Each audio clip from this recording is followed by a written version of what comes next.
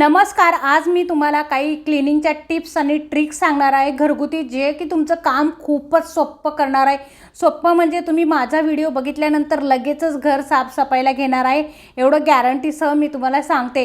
यासाठी मी काय केलेलं आहे, एक लिक्विड बनवलं आहे. ते लिक्विड कसं बनवलं आहे ते पण मी तुम्हाला सांगणार आहे. माझ्याकडे स्प्रे होता, तुमच्याकडे जर स्प्रे बॉटल असेल तर ती घ्या. मी बिस्लरीच्या बॉटलला झाकण लावलेले, स्प्रेचं ते स्प्रेचंच होतं, फक्त खाली बॉटल नव्हती, तर तेच मी लावलेलं आहे. आणि या ठिकाणी मी काय घेतलेलं आहे, एक वायपर घेतलेलं आहे. ते कशासाठी घेतलेलं आहे, तर जे आपण स्प्रे करू, जे आपण साबणं पूर्ण हे पाणी जिथे लावणार आहोत ते आपल्याला व्यवस्थित खेचून घेता येईल, खाली व्यवस्थित क्लीन करता येईल त्यासाठी. आणि असं जे क्रॉस ब्राईची आता खूपच अशी घसणी येते, ज्याला हँडल असतो, व्यवस्थितरित्या आपण घर स्वच्छ करू शकतो, अशा पद्धतीचं जे क्रॉस ब्राईची घसणी आहे ती घ्यायची. याने अजिबात आपलं जे स्लायडिंग आहे त्याला अजिबात चरे जात नाही, अजिबात काहीही होत नाही, त्याला अजिबातही घसणीचं म्हणजे स्क्रॅच वगैरे जात नाही. त्या ह्या 3 गोष्टी 4 गोष्टी आपल्याला लागणार आहेत. एक लिक्विड आहे, स्प्रे बॉटल आहे, वायपर आहे आणि एक घसणी आहे. अशा प्रकारची तुम्ही प्लास्टिकची पिशवी घेतली तरी देखील चालेल, प्लास्टिकची पिशवी पण चालते व्यवस्थितरित्या स्प्रे करायला. आणि काय करायचं आहे, जी जाळी असते ती प्रचंड खराब झालेली असते, आणि जी घसणी आहे त्या घसणीनं काय करायचं, आपल्याला स्प्रेने पूर्ण ते स्प्रेचं पाणी जे लिक्विड बनवलं आहे त्यामध्ये आपल्याला स्प्रे मारून घ्यायचं आहे घसणीवर. आणि ती घसणी जी आहे ती व्यवस्थित तारेची जी आपली जाळी आहे, तारेची जाळी आहे ती, त्या जाळीवर पूर्ण असं व्यवस्थितरित्या काने कोपरे व्यवस्थित असं घसून घ्यायचं आहे. व्यवस्थित निघणार आहे ते. जर घसल्यानंतरच तुम्ही बघू शकता, बऱ्याच वेळेला ही जी जाळी असते, प्रचंड मच्छरची जाळी खराब झालेली असते, हात जर लावला तिच्यावर तर खूप घाण निघत असते. हे जे आहे, ही जाळी जर एका झटक्यामध्ये तुम्हाला स्वच्छ करायची असेल तर ही ट्रिक तुम्ही नक्की वापरा. अशा पद्धतीनं काय करायचं, साबण लावलेली घसणी आहे त्यावरती व्यवस्थित असं चोळायची आहे व्यवस्थित. पण एक लक्षात घ्या, इथे तुम्हाला प्लास्टिकचं पिशवी किंवा प्लास्टिकचा कागद इथे चालणार नाही आहे, त्यासाठी अशी घसणीच तुम्हाला लागणार आहे. किंवा तुमच्याकडे प्लास्टिकचा काठ्या जर असेल तो वापरला तरी चालेल. आणि अशा पद्धतीने मी मागून आणि पुढून व्यवस्थित घसून घेतलेला आहे. घसल्यानंतर आपल्याला कॉटनचा कपडा घ्यायचा एखादा, किंवा कुठलाही कॉटनचा कपडा असेल तर तो घेऊन आपल्याला त्याने पुसायचा आहे. बरं, कडा वगैरे व्यवस्थित घ्यायचा आहे. या घसणीने अजिबातही कलर वगैरे निघत नाही, पण जी धूळ आहे साचलेली ती एकदम व्यवस्थित निघत असते. आता काय करायचं आहे, कॉटनचा कपडा घ्यायचा, व्यवस्थित चहू बाजूने व्यवस्थित तिचा कचरा जो आहे तो काढून घ्यायचा आहे आपल्याला. परत तुम्ही साध्या पाण्याचा स्प्रे केला तरी देखील चालेल, पण काहीच गरज वाटत नाही मला. इतकं हे छान पद्धतीनं व्यवस्थित इतकं क्लीन होती ही जाळी का एकदम सुंदर अशी पटकन आणि खूप कमी वेळामध्ये क्लीन होते ही जाळी. तुम्ही बघू शकता किती पटकन झालेली आहे. एकदम छान अशी जाळी मी क्लीन केलेली आहे. तुम्ही देखील अशा पद्धतीने जाळी क्लीन करा, फार वेळ लागत नाही. मला व्हिडिओ काढायचा होता म्हणून थोडाफार वेळ जास्त लागणार, बहुतेक 10-1 मिनटामध्ये ह्या मोठ्याच्या मोठ्या स्लायडिंग तुम्ही साफ करू शकता. माझे स्लायडिंग मोठ्या आहे, वरतीपासून तर खालीपर्यंत. तुमच्या छोट्या असतील तर त्या पटापट होतील.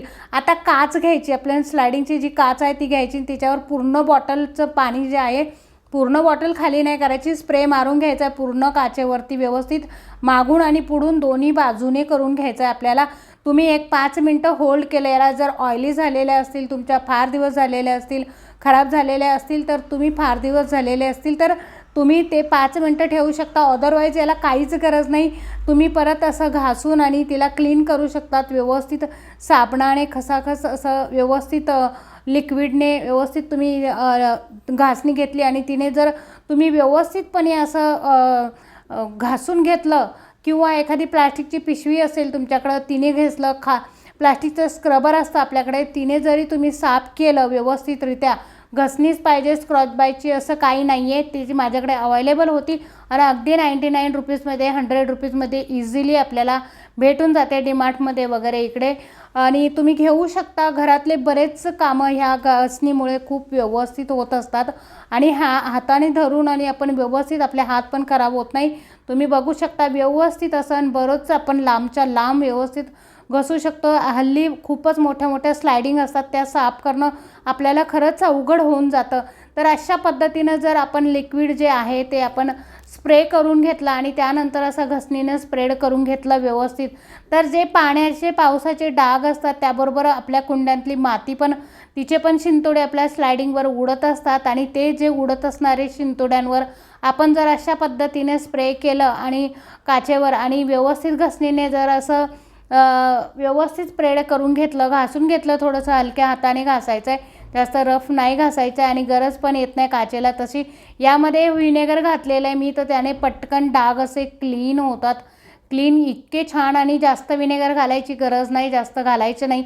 अशा पद्धतीने व्यवस्थित असं पूर्ण स्लायडिंगला जे आहे साबण असं व्यवस्थित स्प्रेड झालं पाहिजे, लिक्विड आपलं स्प्रेड झालं पाहिजे. आणि त्यानंतर काय करायचं आहे, आपलं जे वायपर आहे त्या वायपरनं व्यवस्थित असं खालच्या बाजूला ओढा किंवा एका बाजूला, तुमच्या बाजूला तुम्ही ओढलं तरी चालेल. तुम्ही बघू शकता असं मी खेचते त्याला, तर इतकं क्लीन होतं आहे. पाठीमागच्या बाजूनं मी त्याला घासलेलं आहे म्हणून ते तुम्हाला आता दिसत नाही, पण पूर्ण स्लायडिंग जेव्हा एकदम क्लीन होणार तेव्हा तुम्हाला खूप छान दिसणार आहे. माझ्या घराच्या बाजूला समोर एक बिल्डिंग आहे आणि माझ्या गॅलरीतसुद्धा काही झाडं मी प्लांट्स ठेवलेली आहे, तर त्यामुळे स्लायडिंग पूर्ण स्वच्छ होईल, ट्रान्सपरंट पूर्ण तुम्हाला त्या बाजूचं सगळं दिसणार आहे. अजिबातही कचरा दिसणार नाही, एकदम छान आणि सुंदर चकाचक झालेली स्लायडिंग तुम्हाला दिसणार आहे. तुम्ही बघू शकता किती व्यवस्थितपणे ते निघतंय बघा तुम्ही. आणि असं खेचायचं आहे किंवा तुम्ही सरळ खेचा. तुमच्याकडे वायपर असणं फार गरजेचं आहे, कारण हे वायपर जे आहे घरातले खूप कामं इझी करत असतं. काही टूल्स जे असतात ना ते बरेच कामं आपले इझी करत असतात आणि त्यामुळे आपल्याला काम करायला थोडासा उत्साह, थोडासा आनंद देखील वाटत असतो. आणि आता पुढे येणारे गणपतीचा सीझन आहे, या सीझनमध्ये घराची साफसफाई ही खूप गरजेची आहे. त्यामुळे 10 मिनिटात तुम्ही तुमच्या घराची स्लायडिंग साफ करू शकतात. इतकं मस्त एवढं छान आहे, तुम्ही बघू शकता त्याला किती सुंदर असं एका झटक्यामध्ये स्लायडिंग किती छान अशी क्लीन झालेली आहे. कानेकोपऱ्यांना जर साबण राहिला असेल तर कॉटनचा कपडा घ्या, तुमच्याकडे असेल काही लादी वगैरे पुसायचा, त्याने तुम्ही स्वच्छ कानेकोपरे पुसून घेतले तरी देखील चालेल, तरी देखील चकाचक होणार आहे. वायपर मारल्यावर जास्त काही कपडा फिरवायची अजिबातही गरज येत नाही. वरतून पत्रा दिसतोय त्यामुळे थोडीशी पत्र्याची घाण आहे ती वरतून आहे, वरच्या साईडला आहे, पण तुम्ही आतमधून काच ही जी आहे खूपच सुंदर क्लीन आणि क्लिअर होते. तुम्ही नक्की करून बघा. आणि आजचा हा व्हिडिओ तुम्हाला कसा वाटला मला कमेंट्स बॉक्समध्ये सांगायला अजिबात विसरू नका. व्हिडिओ माझा कुठपर्यंत पोहोचला ते देखील सांगायला विसरू नका. दुसरी काच जी आहे ती पण आपण अशाच पद्धतीने क्लीन करणार आहोत. स्प्रे करून घेतला आहे मी, तुम्ही बघू शकता. हलक्या हाताने स्प्रे, म्हणजे हलक्या हाताने आपल्याला स्लायडिंग साफ करायची आहे, जास्त वेळ लागत नाही ह्या स्लायडिंग साफ करायला. पण स्लायडिंग जर साफ असेल तर घर खूप सुंदर दिसतं. एक लादी स्लायडिंग आणि आपले फॅन जर छान असतील तर घर खरंच खूप सुंदर आणि क्लीन आणि क्लिअर दिसायला मदत होते. अशा पद्धतीनं तुम्ही मोठ्या स्लायडिंग जरी तुमच्या असतील तरी तुम्ही त्या इझिली क्लीन करू शकतात. छोट्या असो मोठ्या असो अशा पद्धतीने तुम्ही क्लीन करा, तुम्हाला खूप भारी वाटेल. किचनची स्लायडिंग बहुतेक वेळा खूप चिकट झालेली असते. अशा वेळेला काय करायचं आहे, व्हिनेगर नसेल तुमच्याकडे तर निंबू घ्या, थोडासा खायचा सोडा घ्या आणि त्यामध्ये डिशवॉशर घ्या थोडंसं, त्याचं लिक्विड तयार करा. ते लिक्विड मारून ठेवा, 5-1 मिनिट तुम्ही लिक्विड मारून ठेवा. ते लिक्विड मारल्यानंतर स्लायडिंग व्यवस्थित घासून वरतून घ्या व्यवस्थित.